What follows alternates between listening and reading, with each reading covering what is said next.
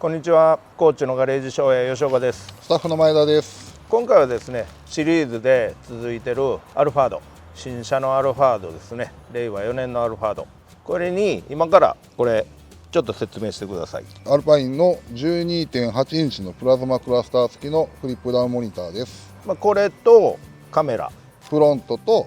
リアとこの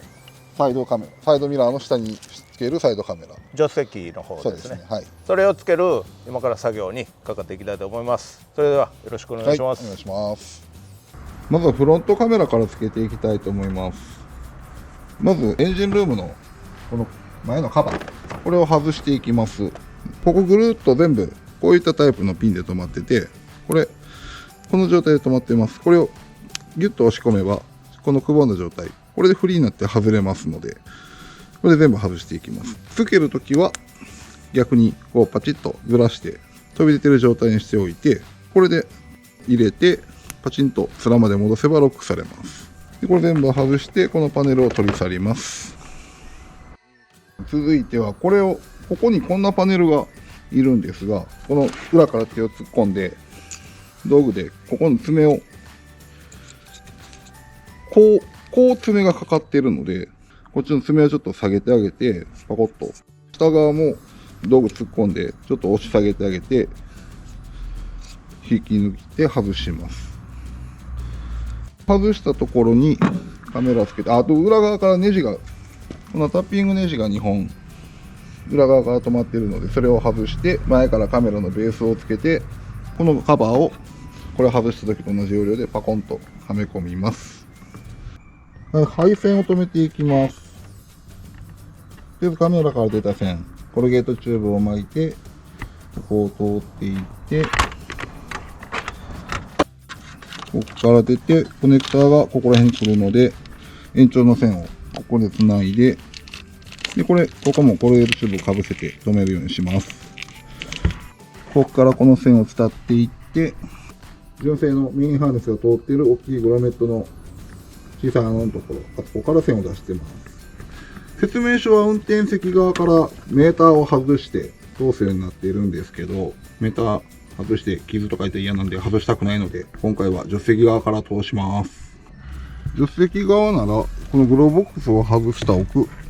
手を真正面に突っ込めるこの場所に出し入れできるので作業はしやすいです。はい、配線ができました。下から上がってきて、ここを通って、これを通って、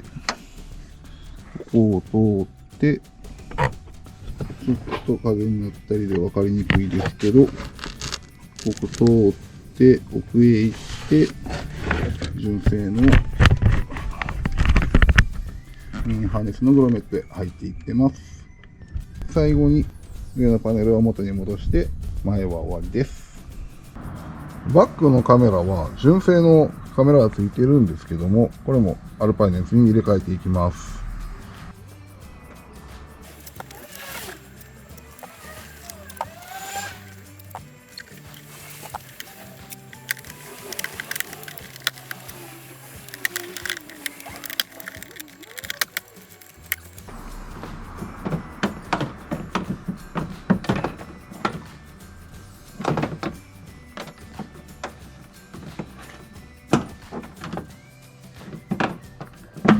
よいしょ。外れた。パネルの止まり方は、まずここを外して両サイド、ここパワースライドドアの可動のアームがいるので、その蓋をまず外してその横、それからこの大きいパネル、それを抜けるためにまずここの取っ手、スイッチのカバー、ピンが2箇所止まっているので、それを外してからガボッと抜けました。外した内張りはこういう風にピンが止まっております。外す時の参考にどうぞ。このメッキのモールを外さなきゃいけないので、ここに1本、これとこれとこれと10ミリのボルト、これを外していきます。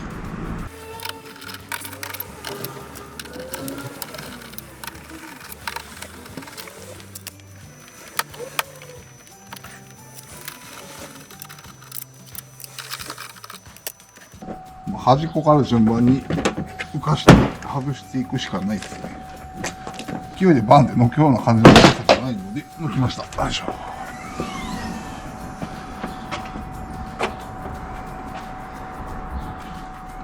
これぐらいずらっとピンが止まってます。硬いこれがリアの純正のカメラなので、これを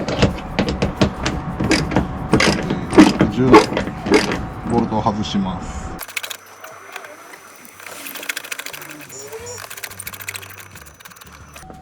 でコネクタを外しててえなこれ。よいしょ、止めた。よいしょ。はい、外れました。問題が発生しました。これがカメラについてたコネクタなんですけども、メインハーネスから来てカメラへも直接刺さってます。これがアルパインのアルファード用のカメラキットについてた変換のアダプターなんですけども、形状が全く違う。そのまま使えないので、前のデッキの方へ供給する線と、ここの線と解析して直接線取ってつなぎたいと思います。リアカメラの配線に直接割り込ました分ですね、解析したら4本ひとまとめになっている線と2本ツイストになっている線と分かれてて、コネクタの方に6本刺さっています。この4本の方を前のデッキ裏のところとつながっているので、そこに割り込ませてつなげました。これで動作が問題なかったので後ろ組んでいきます。ここのモール組んで戻す前に掃除しておきます。こんなところバラさない限り掃除できないので、バラしてるついでにやっておきます。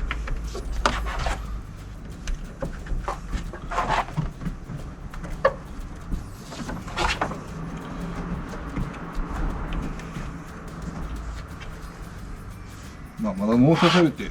間がないのでそんなに汚れてないですけどね。はい、これでモール組んでいきます。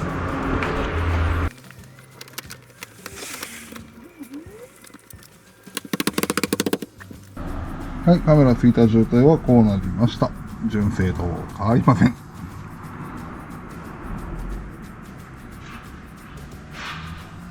これで後ろの配線しまいして内張り組んでいって終わらせます。ここへサイドカメラをつけていくので、ドアの内張りをばらしていきます。はい、内張りが外れました。ミラーからのコネクタの配線とかを外すのに、ここの蓋と、この三角のパネル、黒に黒なんで分かりにくいですけど、これミラーが止まってるボルトが中にあるので、この蓋を外します。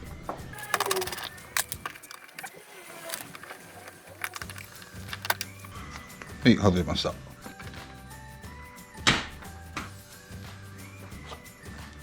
このパネルですね。下が、こう、触り込むようになってて、後回り、爪で止まってるだけなので引っ張って外します。銃が3本止まっているので、銃の六角のボルトが3本止まっているので、よいしょ。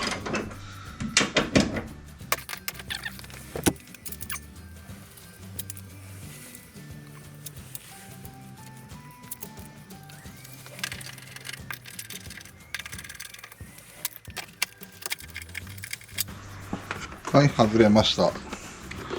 ちょっとこれ抜くときに引っかかってたりしてたので、適当な屋根線をくくりつけて引き抜いたので、戻すときはそれにまたつけて中へ引き込んでいきたいと思います。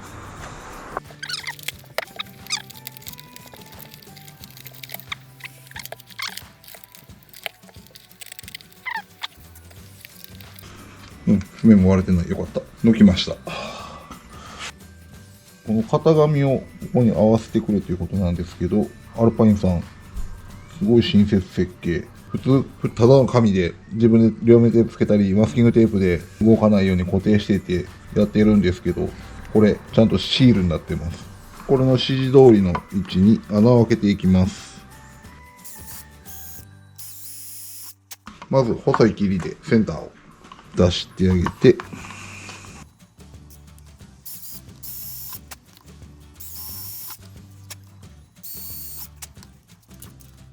5ミリで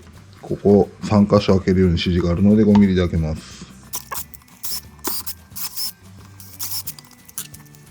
ここは20ミリなので竹の子で広げていきます。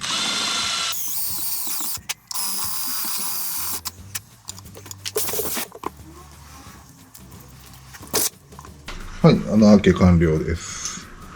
開けた穴に合わせてこのサイドのカメラをつけていきます。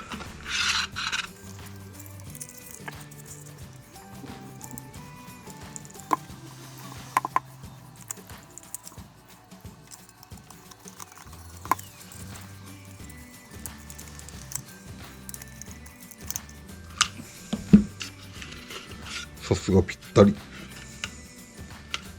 はい、カメラこのカバーにつきましたので、ここへ組み込んでいきます。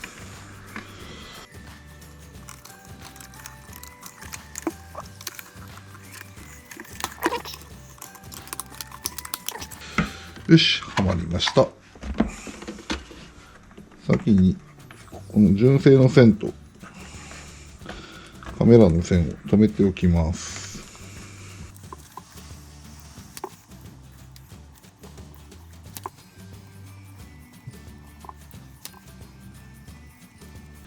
はい、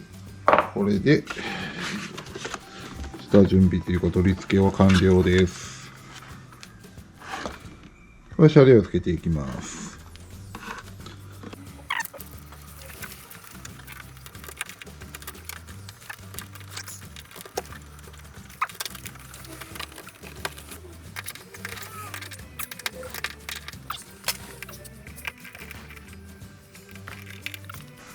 ここからはカメラの配線を引いていきます。いつものスピーカー線を引く要領で、ここのブーツのところ、カメラのケーブルを引いていきます。これ外側通ってるやつなので、まずこのゴムのモール、手突っ込んだらピン触れますので、ピンから押してあげて、モールを外して2箇所上下。で、まずここの10のボックスを外します。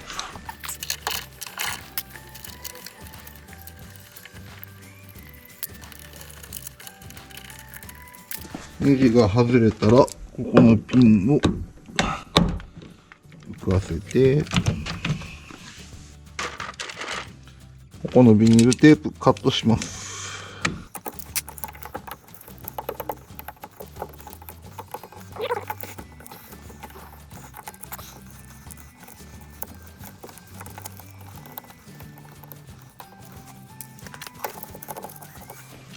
ここ爪がかかってるので、それを外して、よいしょ。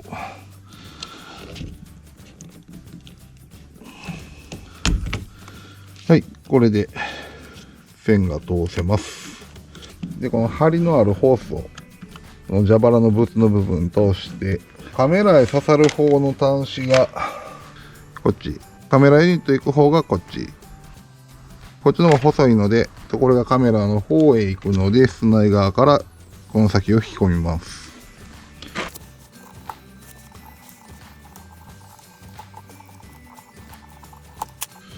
ガバガバの多分シリコンもなしでそのまんまいけるかな。余裕でいけました。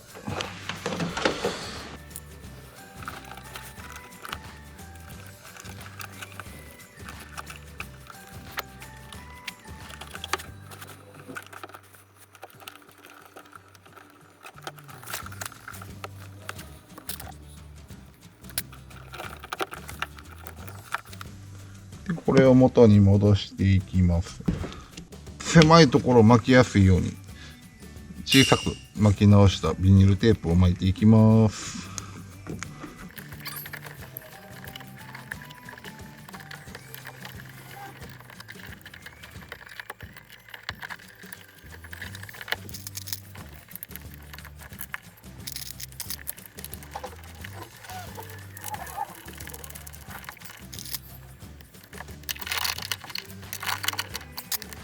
はい、これで外した逆の手順で内張りを組んでいったら、サイドカメラの取り付けの作業は終了です。はい、カメラのユニットは説明書通りセンターコンソールのこの中に取り付けております。フリップダウンのモニターをつけていきます。今回はアルパインのアルファード用のキットを使って取り付けていくんですが、キットについていた切り抜き用の台紙、これをちぎめして取り付けております。説明書に書いてあったんですが、この紐を使って前のセンターと後ろのこのエアコンのコントローラーのセンター、ここに紐を渡して、それを中心に合わせて台紙の位置を固定してくださいということなので、このように位置決めをしております。これをここからこの線に合わせてカッターで切っていきます。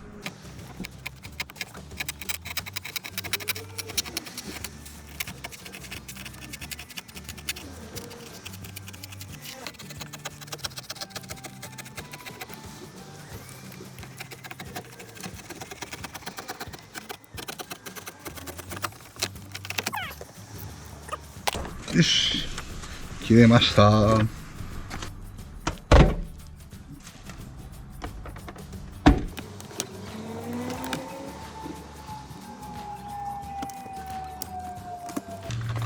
い、ルームライト、クリップ4つと左右にフックが2箇所。これ外したら外れました。で、今度はエアコンの後ろの操作パネル。ここは穴開いてるんで手突っ込んで押したら抜くんじゃないかなと。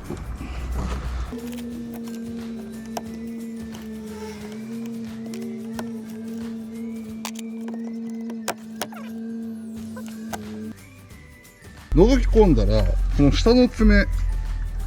これは見えてたので、道具でちょっと曲げて浮かして、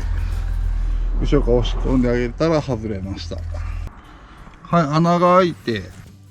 前後のパネルを外したので、ここから配線をしていきます。ケーブルを引く作業が終わりました。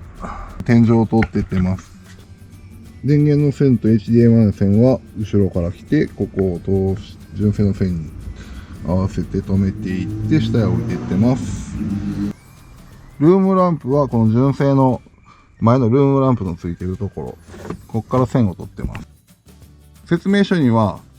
エレクトロタップっていう赤いパチンって割り込ませるやつ使って取るように書いているんですけども、これ使うとこの線が断線してしまう恐れがあるので、うちはもちろん使いません。線の途中を被覆を向いて線を巻きつけて、ギボシのかしめるとこだけみたいなプライスっていう、これを使ってかしめてテープを巻いて絶縁して取るようにしております。モニターをつけていきます。まず金具、ベースをよいしょ。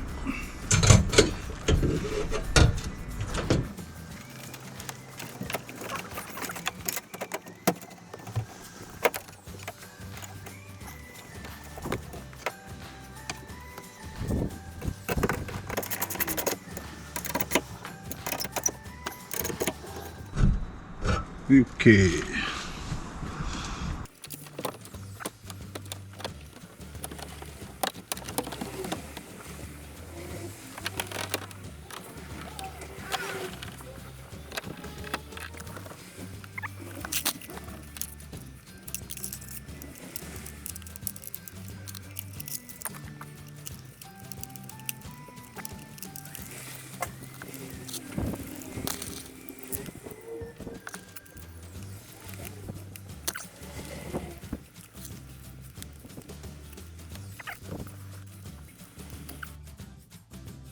これ、ここの線、長すぎだろうと思う人もいるかもしれませんが、長いと作業が楽です。HDMI これ蓋とかもつけなきゃいけないんで、短くてここでこうやってやろうとすると疲れます。なので、長めに引いておいたら、上に乗せて、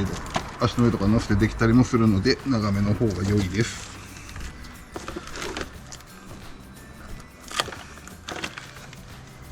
これネジを止めていきます。で、動作確認して問題なければ、ここのネジの目隠しの蓋をつけて完了です。はい、取り付け作業が終了したので、おさらいでカメラをどんな風につけてるか見てもらいます。まずフロントグリルのここ、もう純正っぽいです。すごい仕上がりしてます。サイドカメラはミラーのここですね。ここにこの足元の方を映すようにつついております。リアのカメラは純正のナンバーの上のところ、純正のカメラと同じ位置にもう同じようについております。はい、カメラの映像をちょっとご覧いただきたいと思います。まずバックカメラも普通にバック入れれば切り替わります。ハンドルを切ればハンドル切った動きを連動でします。バック中にサイドカメラボタン、これを押すとサイドカメラ、左のミラーの方へつけたカメラの映像も出ます。バックカメラの状態から戻せばバックカメラ切れます。前向きに普通にまっすぐ運転しているときに、狭い道で離合しなきゃいけないときに左へ寄せなきゃいけないけど見えない、そういうときにとっさにサイドカメラ、このようにサイドカメラって呼ぶだけで出てくれます。ちなみにフロントカメラでもこうやって呼び出せます。なので手を離すことなく、目線もそらすことなく呼び出すことができるので、ちょっとこうやって寄せていきながらサイドカメラって呼んで、あとちょっとこうチラッとこう確認をしながら寄せていくことができるので、便利な使い方ができると思います。フロントカメラ、これフロントカメラは路地から出ていくときに、これ今パノラマ状態ですけど、あと触ってトップビュー、コーナービューって切り替えれまして、コーナービューしていれば左右もっと横の方まで見れるので、路地から出るときとかに見やすいと思います。はい、フリップダウンの取り付け完了しました。綺麗にフィットしてて純正っぽい仕上がりです。やっぱよくできてると思います。このアルパインの取り付けのキット、ボタンを押すと、よいしょ、モニターが出てきます。電動ではないですけど、これぐらいの一手間どうってことないとは思うので、リモコンがついてまして、リモコンでいろいろ設定できます。プラズマクラスターがマークついてますけど、こっちから吸い込んで、中から吸い込んでここから出てくるんですね。このコーディネートカラー、これをリアビジョンの方にしとけば、これ前からも操作できるんですけど、ここの縁のこのイルミネーション、これを色を変えたりすることができます。周りが明るくて分かりにくいかな。今、スカイブルー、オフ。プラズマクラスターのコントロールもリアビジョンの方に設定しとけば、このリモコンでオンオフができるし、ここのスイッチでも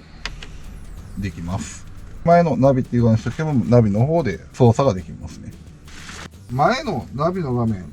この映像で見たらちょっとちっちゃくて分かりにくいかもしれないですが、今、ナビの画面が同じようにこちら映ってます。メニュー操作とかすると、そのメニューの画面とかもいってます。これ、今フロントリンクって言っても前の画像を丸々後ろへ映すようにしてます。これを切り替えると、後ろだけテレビとか DVD 入れたら DVD とかできます。前のソースと合わせることもできます。ダブルゾーン、これ後ろの席を個別で設定すると前と後ろと別々の音がします。なので前はもう運転に集中して音楽、後ろはテレビが見たい、 DVD が見たい、そういうことが可能です。前後のスピーカーのボリュームもそれぞれ設定ができるので、どちらも邪魔にならない程度のボリュームとかの操作が可能です。前席でプラズマクラスターの操作、あとイルミネーションの変更、こういったこともできます。アルパイン同士のフリップダウンとナビを使えば、このリモコンでソース、これか、前のナビを操作することができます。ソース切り替えだったり、チャンネルを切り替えたりできます。これ電源切ったりは、つけたり切ったりはもう開閉で自動的にしてくれるので、もうこの閉めた状態で電源が切れます。フリップダウンの説明としては以上ですかね。はい、これで30アルファードの後期ディスプレイオーディオの設定しかない車両へのビッグ X 取り付け、アルパインのフリップダウン、前後のカメラ、サイドのカメラ、この取り付けの紹介動画は終了です。ディスプレイオーディオだけだといろいろ制限がありますが、アルパインのビッグ X に交換して、で同じアルパインのフリップダウンとかこういうのを使えばいろいろできる操作が増えます。クオリティも純正のようなクオリティをしておりますので、ぜひ交換されることをお勧めいたします。それでは最後まで視聴してくださいましてありがとうございました。よろしければチャンネル登録の方もよろしくお願いいたします。